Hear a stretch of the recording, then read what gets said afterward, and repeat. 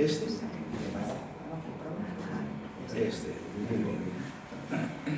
Hay que ultimar los detalles de la tecnología, porque hoy tenemos ayuda con la tecnología.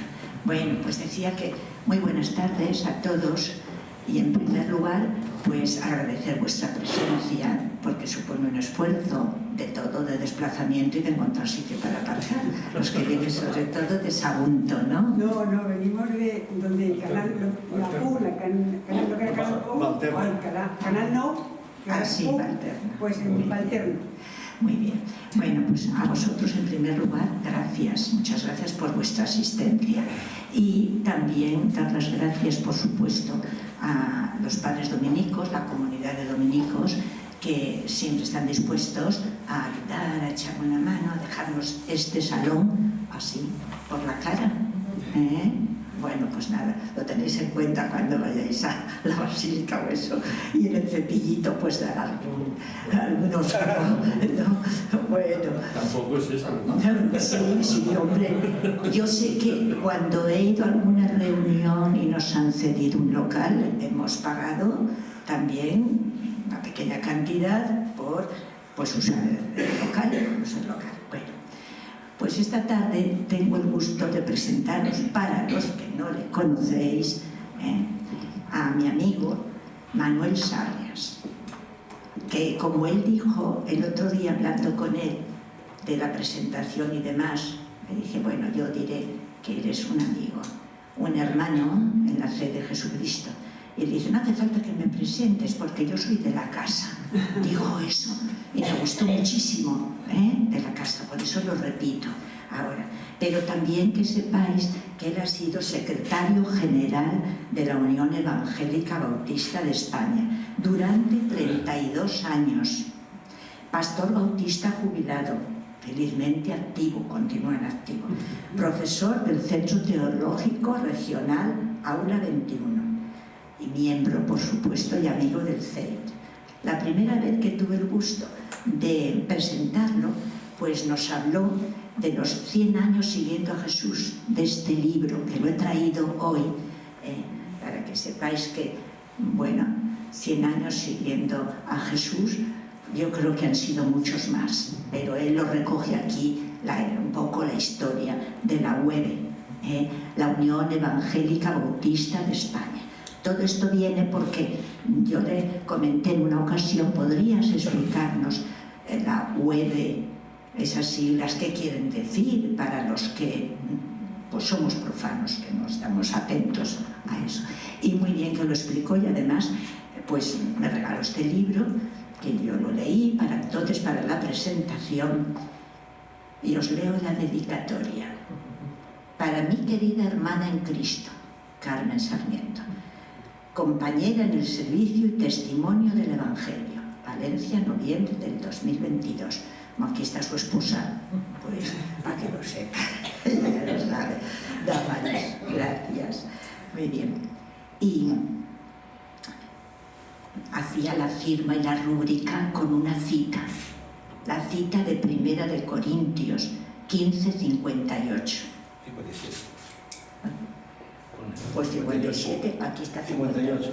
Corrígete a ti mismo, yo no te corrijo. La vista. Así que, amados hermanos míos, estad firmes y constantes, creciendo en la obra del Señor, siempre sabiendo que vuestro trabajo en el Señor no es en vano. Pues esto es lo que comienza el libro. Y luego os voy a leer también una cita del final, porque en definitiva los miembros del CEIT, Centro Ecuménico Interconfesional de Valencia, somos peregrinos en busca de la unidad tan ansiada por el Señor. Y para eso nada mejor, para estimarnos a caminar en esa unidad, que esta cita que os voy a leer, bueno, de la carta de San Pablo a los Efesios 4, 2, 6. Os ruego que andéis como es digno de la vocación con que fuisteis llamados, con toda humildad y mansedumbre, soportándoos con paciencia los unos a los otros en amor, solícitos en guardar la unidad del espíritu en el vínculo de la paz. Un cuerpo y un espíritu, como fuisteis también llamados en una misma esperanza de vuestra vocación. Un Señor, una fe, un bautismo, un Dios y Padre de todos, el cual es sobre todos y por todos y en todos. Y como de la esperanza vamos a hablar, pues es una cita que viene muy a propósito del tema de la esperanza. ¿Hay motivos para la esperanza?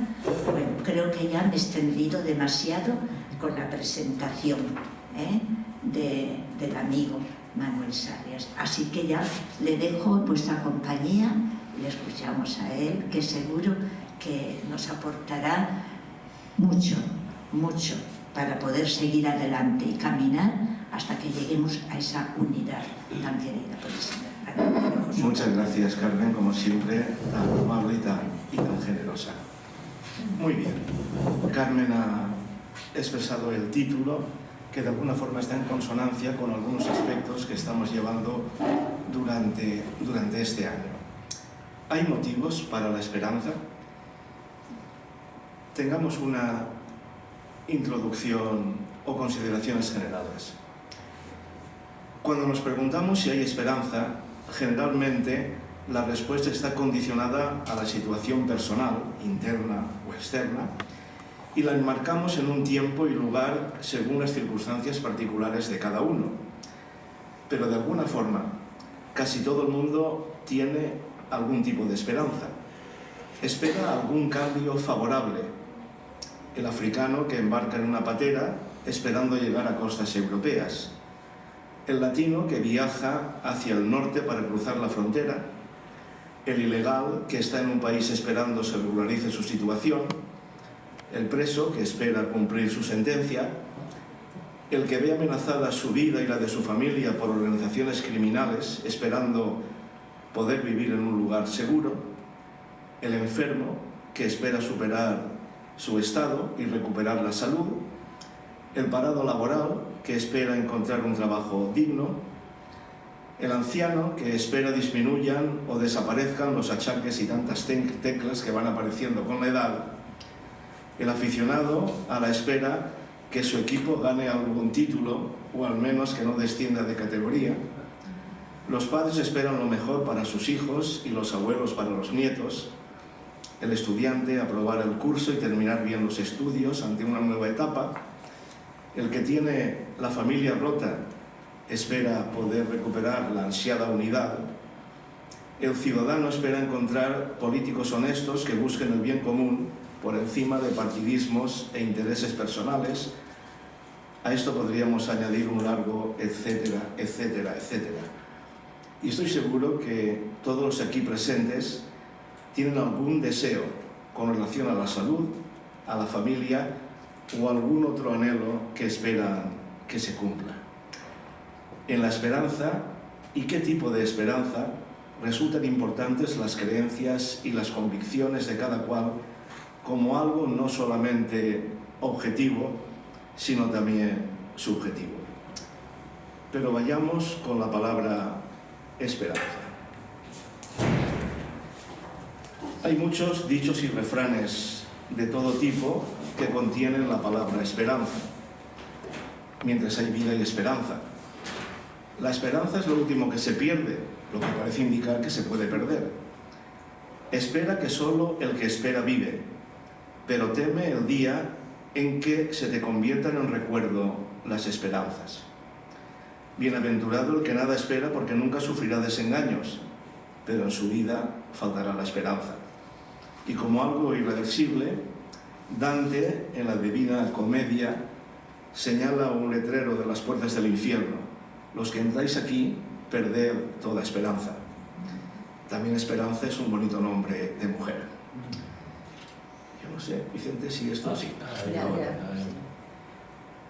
Según la Real Academia Española de Lengua, Esperanza es el estado del ánimo en el cual se presenta como posible lo que se desea, y en sus acepciones está la doctrina cristiana, que dice que es la virtud por la que se espera que Dios dé los bienes que ha prometido. Es dar a entender que puede lograr lo que solicita o desea.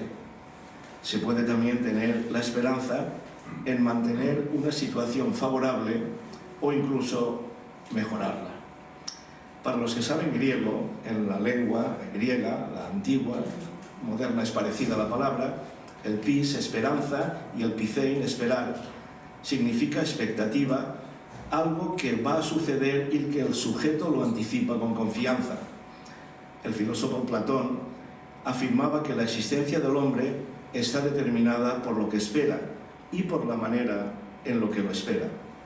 Los seres humanos se sienten muy infelices si no tienen nada que esperar de sí mismos o de los demás. Es una expresión triste cuando decimos de tal persona no espero nada. Cuando acudimos a un diccionario teológico, esperanza es la actitud de esperar del creyente en base a su fe en Cristo y la revelación de las Escrituras. Es la expectación de un bien futuro de acuerdo con las promesas de Dios. La esperanza cristiana, como la paciencia, es algo positivo, nunca lleva a la pasividad, resignación o conformidad fatalista. Es la certeza de saber que Dios actuará en situaciones que aparentemente no tienen solución desde el punto de vista humano. Contemplando la esperanza desde una perspectiva bíblica, encontramos este vocablo unas 114 veces, 62 en el Antiguo Testamento y 52 en el Nuevo Testamento, y todavía más ocasiones la palabra esperar y sus derivados. Es pues un concepto bíblico básico. En el Antiguo Testamento, la esperanza siempre lo es de algo bueno que se dirige hacia Dios y sus promesas. La confianza en el Señor y en su actuación es un sinónimo de esperanza, incluyendo los tiempos escatológicos, los del final.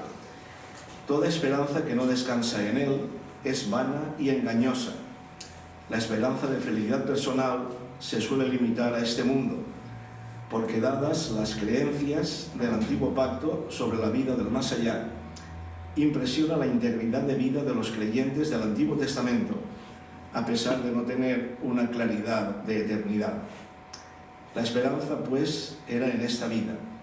Son muchos los momentos en los que el pueblo de Israel se debatió entre la fe y el abandono de toda posibilidad de éxito, entre la esperanza y la pérdida de la misma.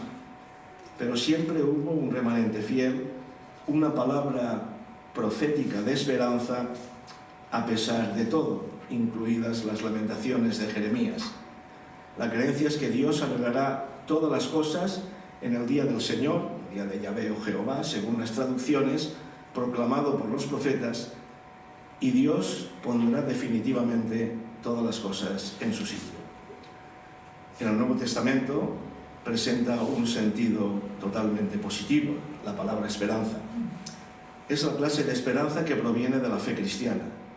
Junto a la fe y el amor, en unas traducciones caridad, es uno de los pilares fundamentales del cristianismo. La esperanza se dirige hacia las cosas que no se ven, ya que lo visible pertenece a la esfera carnal sobre la cual no puede edificarse la esperanza. Pablo diría, porque en esperanza fuimos salvos, pero la esperanza que se ve no es esperanza, porque lo que alguno ve, ¿para qué esperarlo? Pero si esperamos lo que no vemos, con paciencia lo esperamos. La base de la esperanza está determinada por la actuación de Dios en Jesucristo. Es lo que el Padre ya ha hecho en Cristo, que es suficiente, no hay nada que añadir, mirando con ansia el día de la segunda venida de Jesús como consumación del plan divino y de la historia.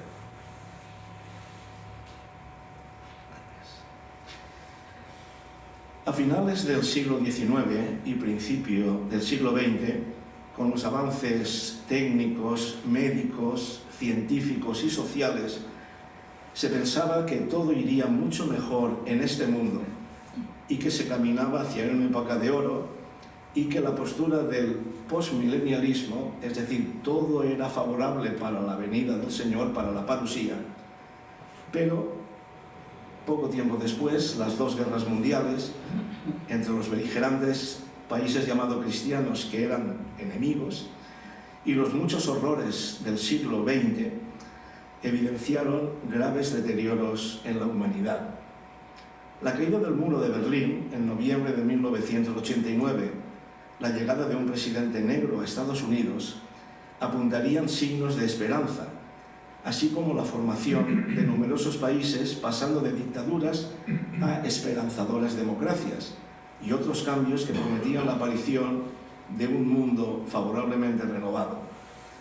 No obstante, pronto se fueron disipando muchas de esas esperanzas, prosiguiendo, si no aumentando, las tremendas desigualdades, la pobreza, las hambrunas, las hondas crisis económicas y sociales, las desmedidas ansias de poder y dominio de grandes potencias, políticos de escasa calidad y fiabilidad, cambios legislativos de dudosa bondad y la convulsa actual situación de conflictos y guerras abiertas de distinto signo. El otro día vi un informe que actualmente hay unos 50 conflictos armados en el mundo. El rearme armamentístico, además de la profunda incertidumbre económica, incluidas las recientes guerras comerciales a nivel planetario que cada día nos dan nuevos vaivenes. Todo ello ha vuelto a colocar a la humanidad en una situación de incertidumbre presente y futura.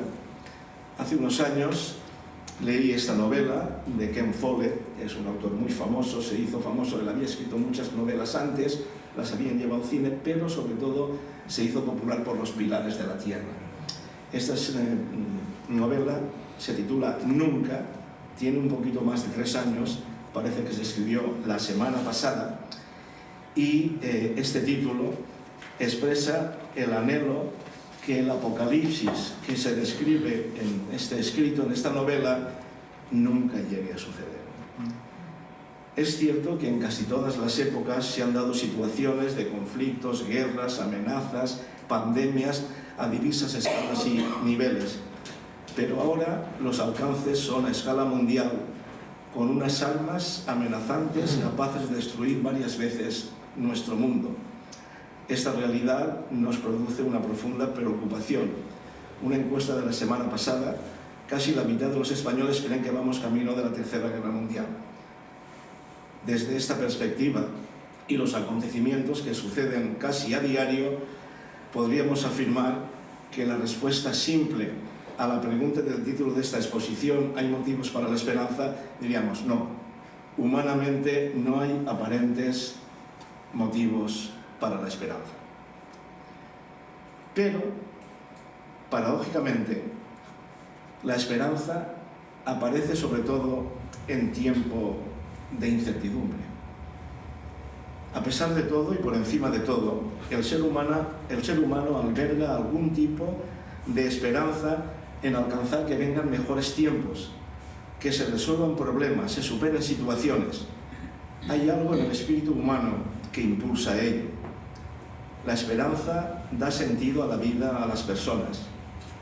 Cuando ésta se desvanece, se entra en una existencia vacía, con consecuencias negativas, incluyendo en ocasiones el suicidio. El no creyente, en ocasiones con vidas auténticamente íntegras y honestas, tiene una esperanza limitada a esta vida, sin recursos de ayuda externa.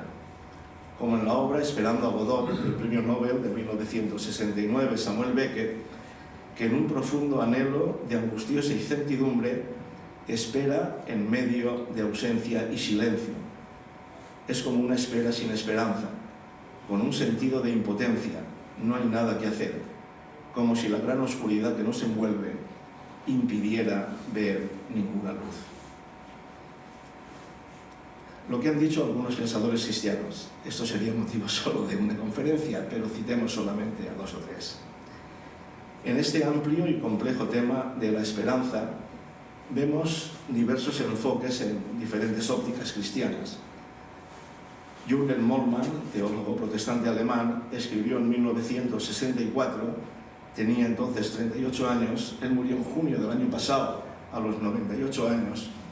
La obra se titulaba Teología de la Esperanza, obra de notable repercusión en la cual introdujo una aproximación a la teología desde la visión de los eventos futuros en el plan divino, el umbral del porvenir, la anticipación no solo de lo que puede ser, sino también de lo que debe ser.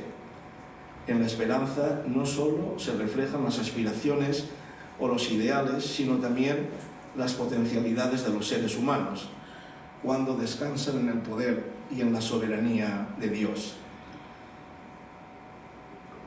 La fe cristiana se vive dando testimonio de las promesas de un Dios que puede y quiere arreglar todas las cosas. Estas promesas de esperanza se ofrecen con mayor claridad en la pasión, muerte y resurrección de Jesucristo. Diría también este hombre que la fe no puede florecer sin esperanza, ni la esperanza puede ser real sin fe. Y el conocido pastor bautista Rick Warren, desde hace varios años, tituló Esperanza Diaria, una serie muy apreciada, cotidiana, con pensamientos devocionales muy directos para la vida cristiana. Algunos de los que estamos aquí lo recibimos desde hace años. En España, con una gran acogida no exenta de polémica, en 1972 el jesuita José María Díez Alegría escribió el libro Yo creo en la esperanza, sin censura previa que le produjeron medidas disciplinarias de su jerarquía. En 1999 publicó como una continuidad Yo todavía creo en la esperanza. Díez Alegría murió en 2010 a los 98 años. Presenta una línea progresista con coincidencias con la teología de la liberación, aplicando esa esperanza en el contenido de la fe en la resurrección de Jesús como garantía de nuestra resurrección final, pero también en una esperanza escatológica como anticipo del reino de Dios que se relaciona con la historia y que no puede servir como elemento de evasión y de falta de compromiso ético y profético. El cristiano no debe vivir en la aceptación pasiva del mundo presente. La esperanza histórica ha de ser planteada y vivida como esfuerzo real de posibilidades presentes hacia el futuro, contraponiéndose a falsas esperanzas como la espera inactiva de una solución que vendrá por sí sola, ya que esta esperanza pasiva renuncia a una potencial fuerza creadora y, por otra parte, rechazando una falsa esperanza irreal, según él, desconocedora de la esencia humana y que ha impuesto forzados y violentos cambios estructurales que han llevado a regímenes totalitarios carentes de libertad, de amor y de progreso. Hablemos ahora del Pacto de Lausana. Algunos de los que estáis aquí seguro que habéis oído nombrarlo. El Pacto de Lausana fue un encuentro a nivel internacional en 1974 sobre evangelización, discipulado y compromiso social. Asistieron unos 2.700 participantes de más de 150 países, entre los cuales estaban John Stott, Billy Graham, Carl Henry, Francis Schaeffer, René Padilla y nuestro querido hermano Samuel Escobar, que por cierto, él, que ya ha cumplido 90 años, manda sus saludos fraternales para aquí, para todos nosotros.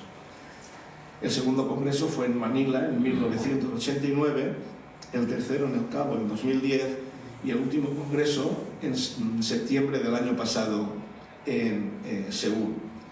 De sus 15 puntos, el quinto, responsabilidad social cristiana, decía: afirmamos que la evangelización y la acción social y política son parte de nuestro deber cristiano. Ambas son expresiones necesarias de nuestra doctrina de Dios y del hombre, de nuestro amor al prójimo y de nuestra obediencia a Jesucristo. Cuando la gente se convierte a Cristo, nace de nuevo en su reino y debe manifestar a la vez que difundir su justicia en medio de un mundo injusto. La salvación que decimos tener debe transformarnos en la total de nuestras responsabilidades personales y sociales.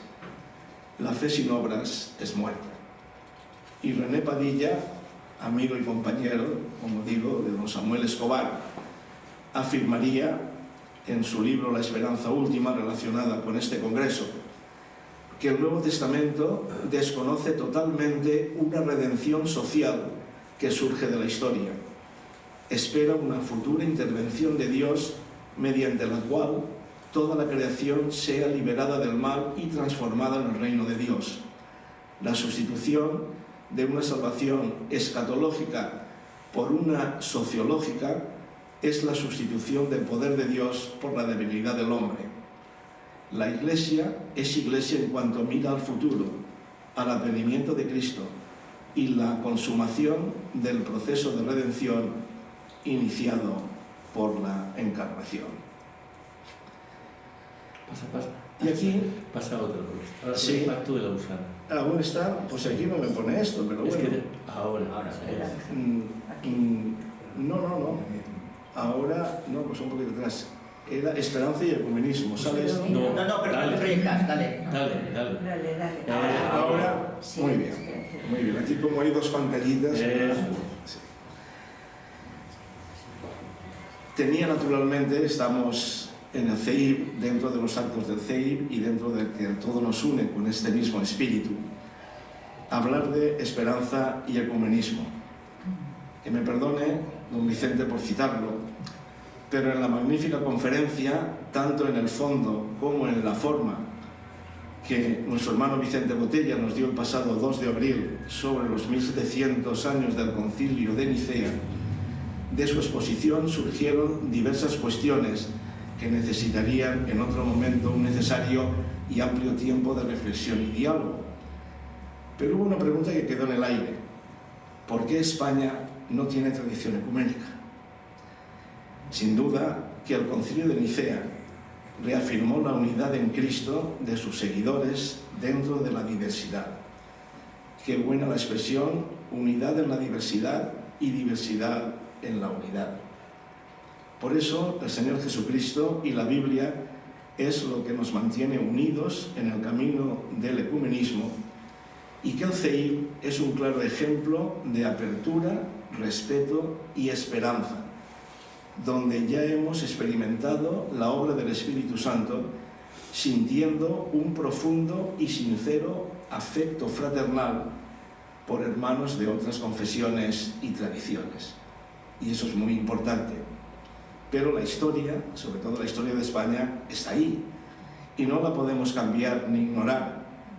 La respuesta a la falta de tradición ecuménica no es difícil de responder aquí en España, y tal vez sería uno de los efectos colaterales de la unión constantiniana Iglesia-Estado, con todo lo que ello desarrolló el poder temporal de la Iglesia,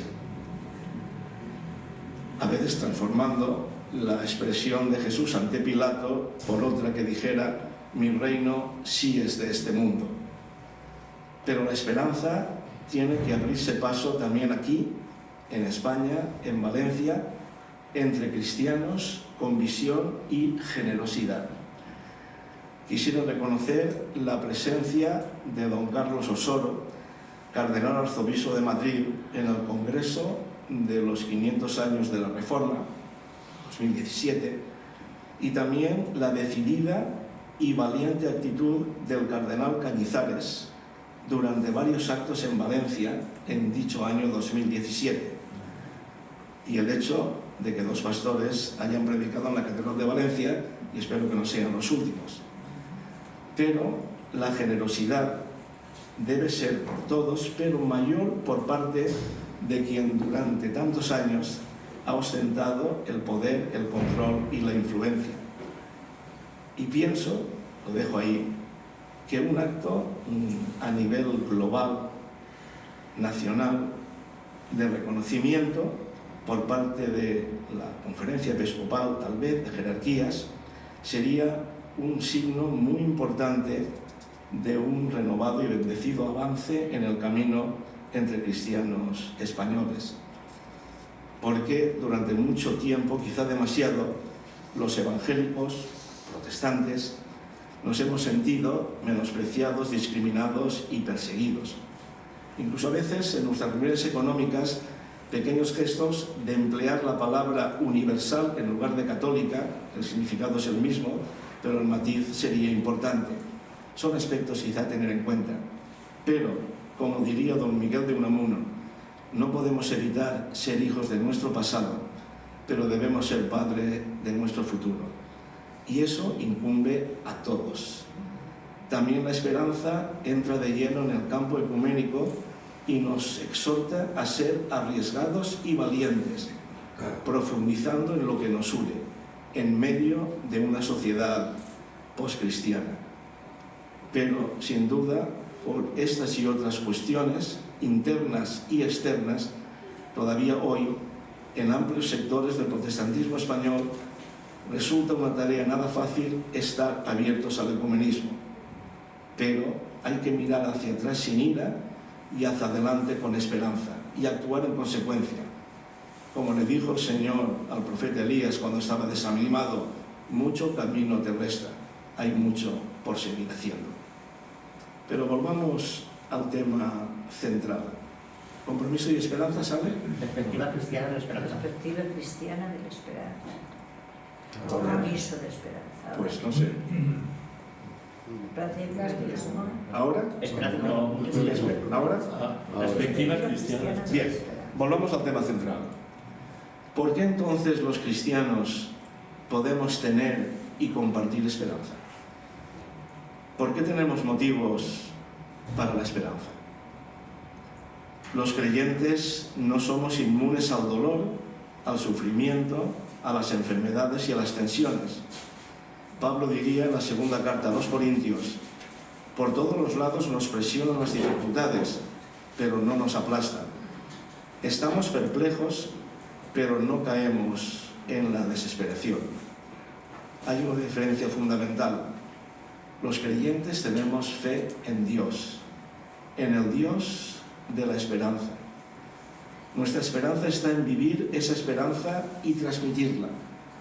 El apóstol Pedro, en su primera carta, lo recordaría: estar siempre preparados para dar razón con humildad y respeto de vuestra esperanza. Esperando en que Dios nos seguirá guardando en la cobertura de su gracia. Creemos en un Dios personal que tiene un propósito para las vidas de sus hijos en este mundo y para cada etapa de nuestras vidas, que además están entrelazadas. En medio de cualquier situación, nuestra esperanza está en Él.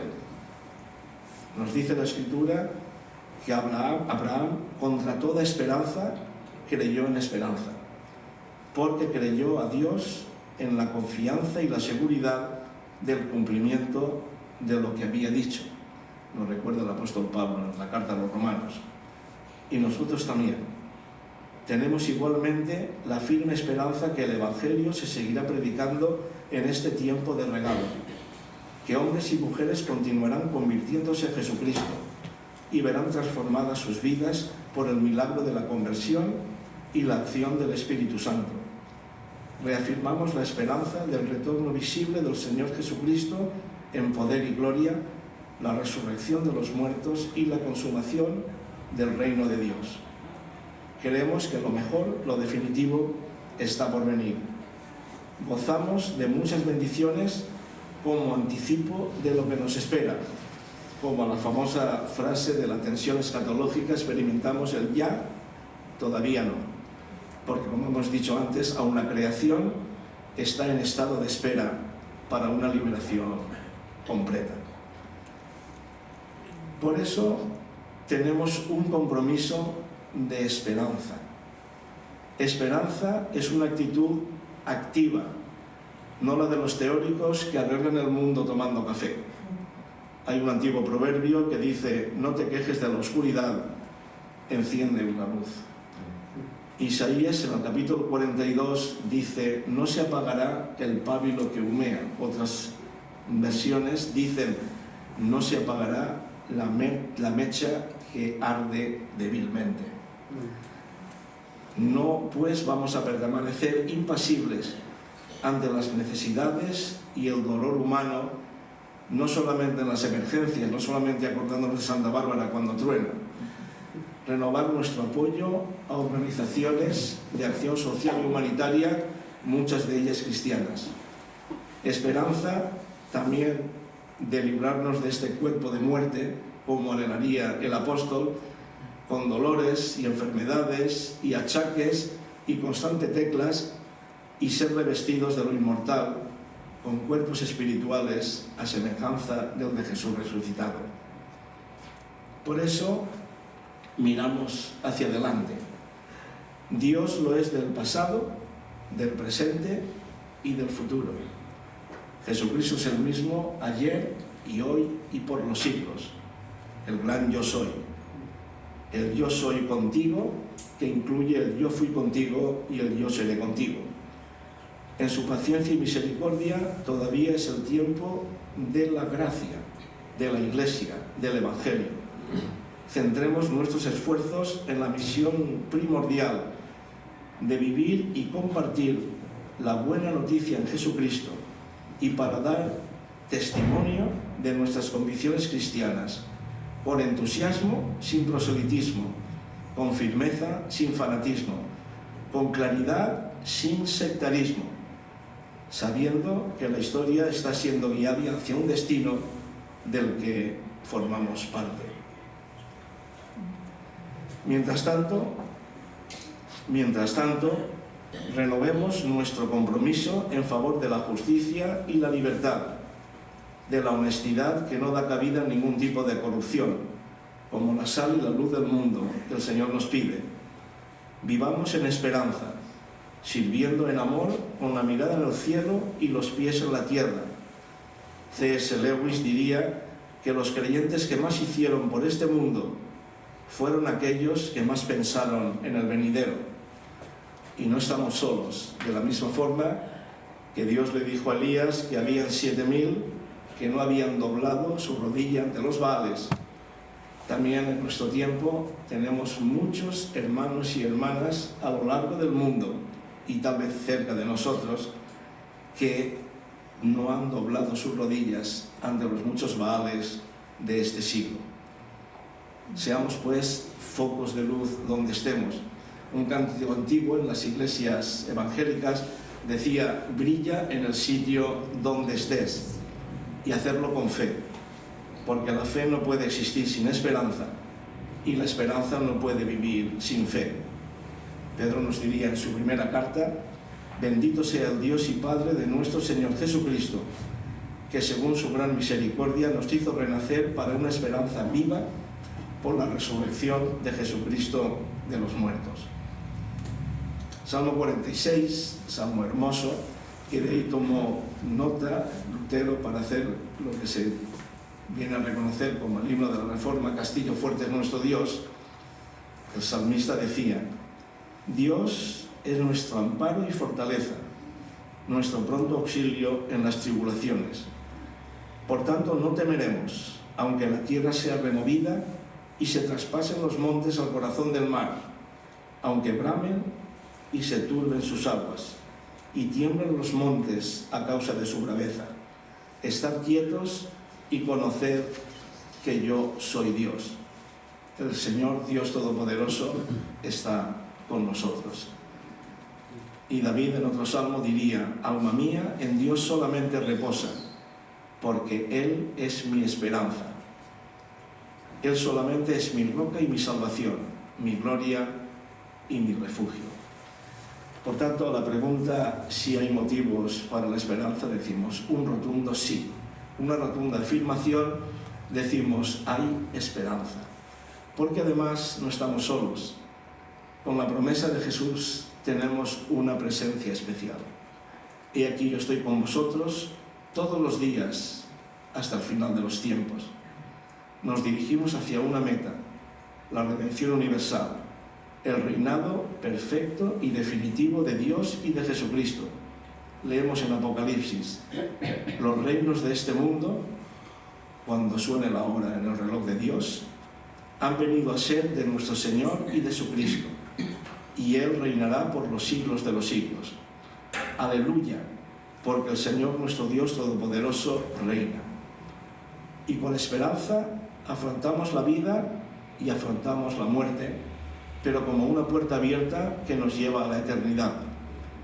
Porque la esperanza para el creyente es el sentido de lo posible, porque todo es posible para Dios. Martín Lutero diría: si me dijeran que mañana sería el final del mundo, hoy plantaría un manzano en mi huerto. Y el apóstol Pablo diría: y el Dios de esperanza os llene de todo gozo y paz en el creer, para que abundéis en esperanza por el poder del Espíritu Santo. Termino con una historia. En 1780, finales ya del siglo XVIII, en una población de Estados Unidos, Hartford, un cielo azul se tornó oscuro a la hora del mediodía, y hacia la mitad de la tarde la ciudad estaba sumida en una oscuridad tan densa que en aquella época tan profundamente religiosa, todos cayeron de rodillas creyendo que había llegado el final del mundo. El ayuntamiento estaba reunido y muchos de los asistentes pidieron que se levantara inmediatamente la sesión para irse con sus familias. Y el alcalde, un tal coronel Davenport, que presidía, se puso en pie, pidió silencio y dijo estas palabras: ¿es posible que el día del juicio y del retorno de Jesucristo sea hoy o no? Si no lo es, no veo motivos para levantar la sesión. Y si lo es, prefiero que el Señor me encuentre cumpliendo mi deber. Por lo tanto, que traigan velas y sigamos con nuestro trabajo. Venga lo que venga, de una u otra forma, que el Señor nos encuentre siempre viviendo y compartiendo esperanza, como corresponde a mensajeros de esperanza. El futuro está en manos de Dios, y si nosotros estamos con Dios, nos adentramos en el futuro con fe y con esperanza. Muchas gracias.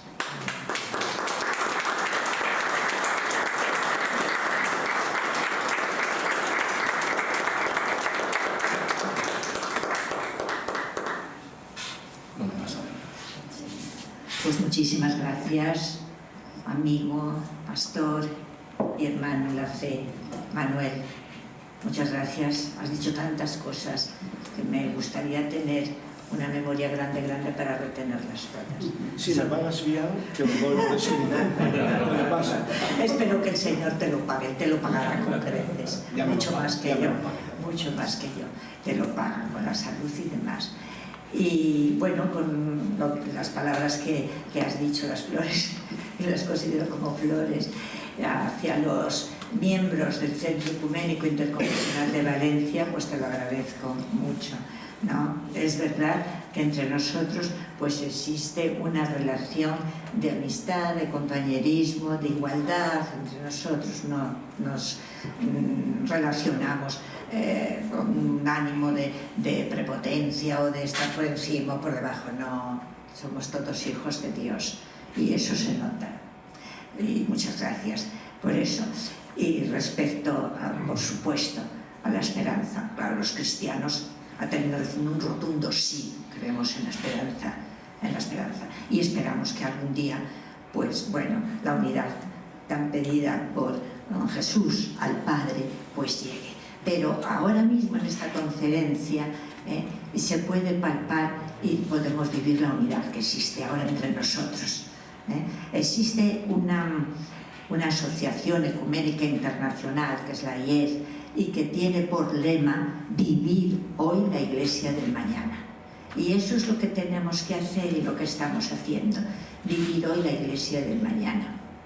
Para ello, pues tenemos una tarea, la tarea de relacionarnos, de conocernos, porque sin conocernos es muy difícil que podamos estar unidos.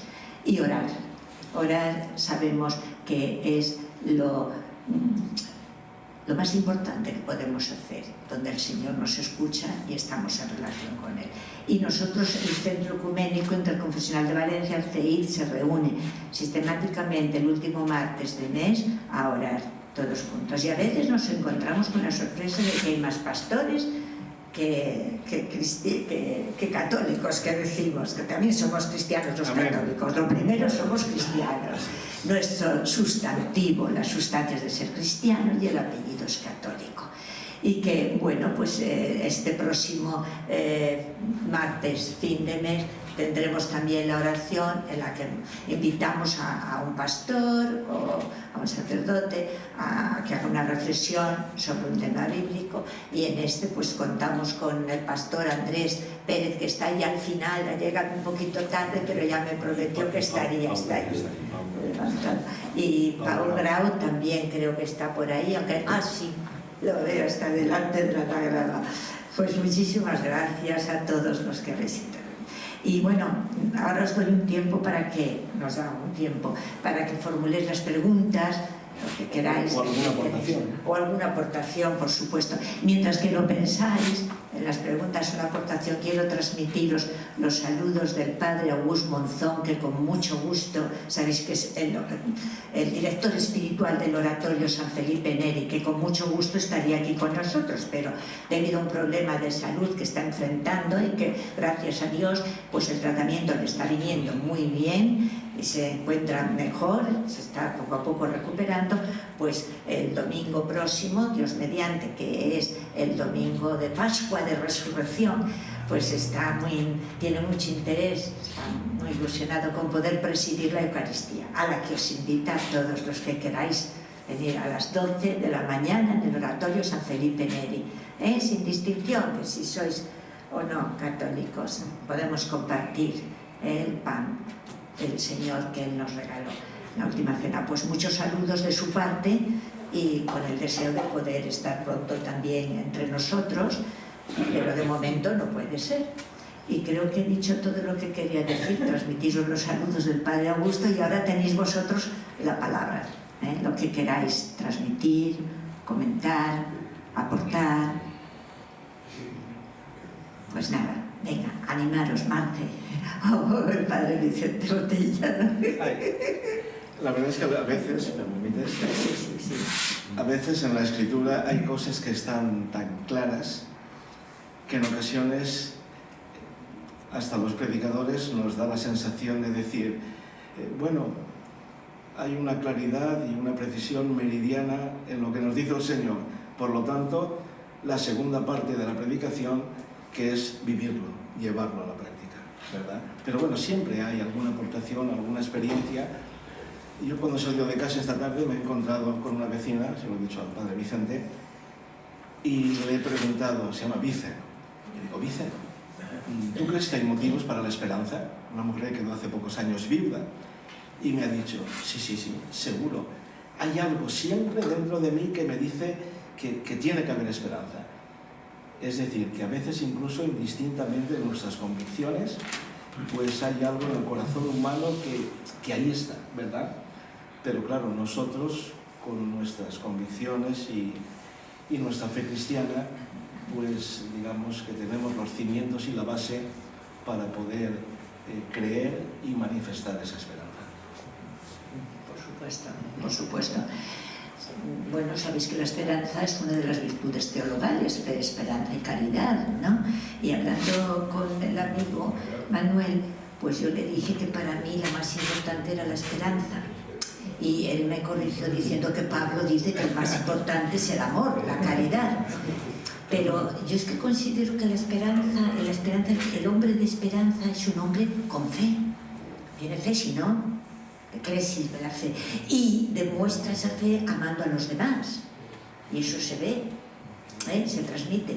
Y entonces, pues la esperanza viene del regalo de la fe y del amor que tú transmites a los demás. Y yo sí que espero que algún día vivamos la Iglesia, hoy vivamos la Iglesia del mañana, como la estamos viviendo aquí, con esta riqueza de confesiones diversas que nos enriquecen mutuamente, que no nos separe. Tiene que ser un signo de unidad, la diversidad de confesiones. Bueno, yo me callo porque a mí me dan un micro y como va esta, no acabo nunca, perdón. Bueno, pues cedo la palabra. A ver, ¿quién quiere decir algo? A veces es bueno que nos sobre tiempo también, para la fraternidad y los saludos. Perfecto. Pau Bravo se ha removido por ahí. Venga. A ver, más que una pregunta, es una aportación que suscita el debate. Manuel, gracias por la conferencia. Has hecho una referencia a uno de los teólogos que para los de mi generación es un teólogo gigante, que es Jürgen Moltmann. Si hablamos de Moltmann, hablamos de esperanza, ¿no? Y es interesante que él siempre concibió la esperanza justamente como ha sido descrito, ¿no? Como un principio, no como un final. A veces imaginamos que el mundo se va al cataclismo, al apocalipsis, y todo lo que nos rodea, y todos los, digamos, tambores de guerra, pues parece que nos hacen pensar que vamos hacia un fin inexorable, dramático, apocalíptico. Y él recoge una idea muy bonita, y es que cuando el pastor luterano Bonhoeffer iba de camino a su martirio, iba a ser fusilado en tiempos del fascismo y de Hitler, él dice que eso era su final en la tierra, pero que era el principio de todo, ¿no? Esa idea es muy, muy hermosa, ¿no? Y creo que resume de alguna manera la esperanza cristiana, ¿no? La virtud teologal a mí siempre me molestó un poco, aunque considero, y respecto al apóstol Pablo, inspirado lógicamente de que el amor es la virtud teologal más importante para él. Realmente sin esperanza y sin fe no pudiéramos caminar o sostener nuestra vida cristiana, ¿no? Los hábitos espirituales que el Señor también nos ha instruido, ¿no? Y en este sentido creo que es importante también hacer un matiz, una precisión. Javier Victoria, el filósofo y sacerdote bilbaíno, dice que no hay que confundir optimismo con esperanza, ¿no? Creo que ese matiz es interesante, ¿no? Dice, Jesús en la cruz no estaba sintiendo optimismo precisamente, estaba sufriendo por todos nosotros, ahora que estamos en Pascua, con esperanza, ¿no? Y aunque suframos, saber que hay un futuro de esperanza que nos ahogará. Nada más, era simplemente... Muchísimas gracias, Pau. Como se nota, que es un teólogo, pastor de la primera iglesia evangélica bautista de Valencia, donde hemos tenido la suerte, ya en dos ocasiones durante la semana de oración por la unidad de los cristianos, de predicar un sacerdote católico en tu iglesia, que fue muy bien acogido, y el primero, Vicente Botella, y el padre, al siguiente año, el padre Augusto Monzón también predicó, y Martín Gelabert. Y Martín Gelabert, es verdad, sí, y también han predicado en la catedral nuestro amigo pastor también Jorge Pastor, que se apellida Pastor, bien, nuestro amigo, y aquí presente Manuel Sarres también en la catedral, que lo ha citado él, y que esperemos que pueda seguir así. Bien, a ver, padre Vicente Botella ha levantado la mano. Sí, son tres cositas. La primera es el agradecimiento. No me pongas en aprietos, Vicente. La primera, el agradecimiento por la conferencia que has compartido con nosotros, que yo creo que es muy, muy importante. Y además tú, no sé si al principio hacías esa alusión, que es un tema de actualidad, ciertamente para la Iglesia Católica Romana, porque si no también otras iglesias tampoco se sienten bien, porque la catolicidad es una nota de la Iglesia en general, ¿no? Entonces, estamos celebrando un jubileo de la esperanza, precisamente, ¿no? Entonces, en este sentido, bueno, pues es un tema que transversalmente se convierte hoy aquí en una realidad muy ecuménica. En segundo lugar, en esta línea ecuménica, me ha hecho mucha ilusión escuchar, ahora lo decía también Pau Grau, esa referencia a Jürgen Moltmann, que es un autor que hemos estudiado los católicos a fondo. Y esto ocurre con muchos grandes teólogos. Los grandes teólogos desbordan las denominaciones. Amén.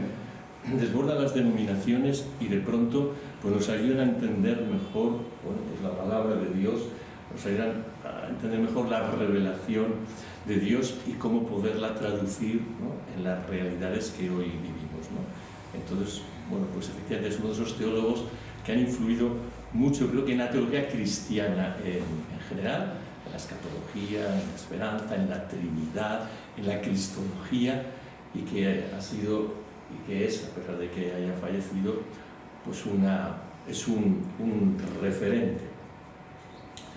Y por último, bueno, pues el tratar de, aunque me da un poco de vergüenza decirlo, porque creo que es bastante evidente, pero la discusión de cuál es de las tres virtudes la más importante. Hombre, yo creo que hay una razón objetiva para entender por qué la caridad es la más importante. Y la razón más objetiva es que Dios es amor. Y por lo tanto es a donde todo empieza y todo culmina. Y cuando lleguemos allí, que es la meta de nuestra esperanza, cae la esperanza y cae la fe, solo queda el amor.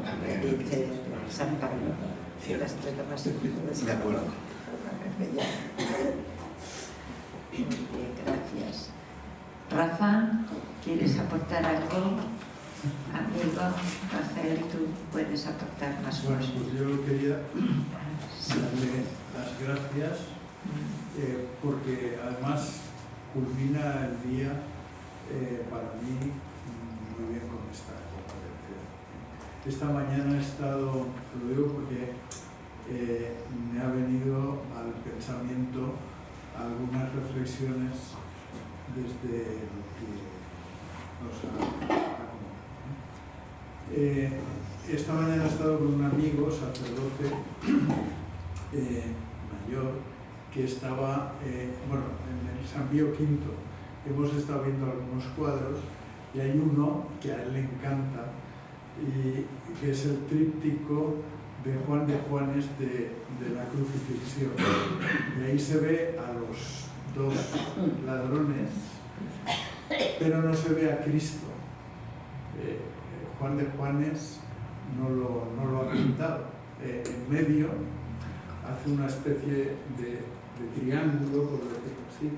En medio está, hay tres imágenes que están contemplando una cruz, que es la de Cristo, que no se ve. Y las imágenes son María, Juan y María Magdalena, ¿no? Cada una con una mirada distinta que, bueno, invita a pensar hacia dónde miran y que, en fin, hay. Pero a mí me ha llamado la atención de que desde el poste de la cruz salía perfectamente en los dos ladrones la imagen, o sea, la sombra, ¿no? Estaba muy bien proyectada. Y claro, la sombra de la cruz de Cristo no aparecía, pero aparecía la sombra de María como si fuera la cruz de Cristo, ¿no? Entonces, aquí yo quiero decir con esto que yo me pregunto si la esperanza a la que están mirando esas tres imágenes, María, María Magdalena y Juan, no nos la ha legado Cristo a nosotros mismos. Es decir, somos nosotros quienes tenemos que realizar esa esperanza. Entonces, el final de su aportación me ha parecido estupendo porque dejaba en nosotros la realización de la esperanza, siempre contemplando a Cristo, esa esperanza que a lo mejor no se ve, pero se ve a través de nosotros que proyectamos su era una aportación.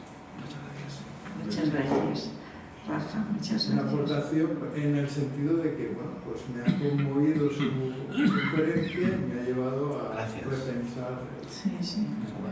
Sí, o sea, que ¿hay alguien aquí ahora presente que no le haya gustado la conferencia? No lo van a decir, no lo van a decir. Sí, sí, hay que decirlo a la cara. Bueno, Pues entonces, como a todos les ha gustado, todos pueden decir algo. Marce, ¿quieres tú decir algo? Añadir algo. Marce es una mujer extraordinaria. He creído, creo y seguiré creyendo hasta el final. Muy bien, muy bien. Ella me dijo Me cuando quedo yo... con la fe, con la esperanza, por supuesto. Pues Sí, cuando yo inicié mi andadura... Y sobre todo la caridad. Sí. Yo en este momento histórico, no sé por qué, tampoco estoy callejeando todos los días, veo que muchas personas han perdido esta esperanza, en todos los sentidos.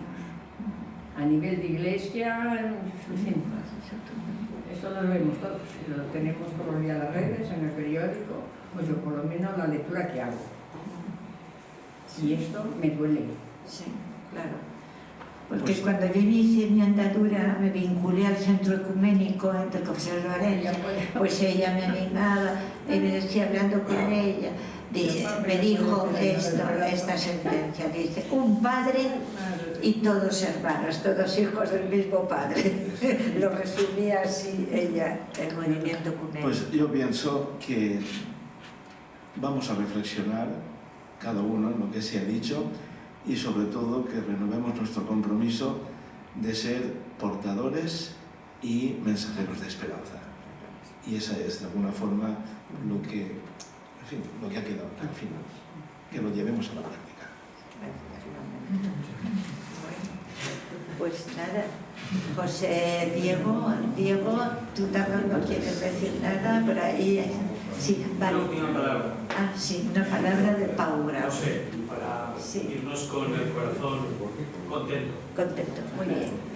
Miramos la realidad desde una óptica muy occidental, capitalista, anglosajona, y ahora con este momento político, yo creo que, no sé, mi hija lo calificaría de estrambótico o no sé, o algo feo. Pero realmente la Iglesia, toda la Iglesia, católica, protestante, evangélica, americana, está creciendo en todos los continentes, excepto en Europa. Y la Iglesia hoy es negra, es latina, es oriental, tiene otros matices, otros colores, y nos tenemos que alegrar y sumar a que el reino de Dios, expresado en la Iglesia también, está creciendo y está dando razón de la esperanza que tenemos. Y creo que desde nuestra óptica occidental, europea, decadente en muchos aspectos, pues a veces perdemos la perspectiva y el gozo de conocer estas cosas. Simplemente quería dar esta palabra. Muy bien tu aportación, sí, es cierto, está creciendo de sobremanera en Latinoamérica, en América del Sur, en África, es verdad que tiene otros colores. La variedad, un arco iris completo. Bueno, pues daros las gracias. Si alguien tiene algo que añadir, que lo diga ahora o calle ya, para en otro momento. Y yo, pues bueno, os doy las gracias una vez más y le pido al Señor que os bendiga. Amén. Gracias.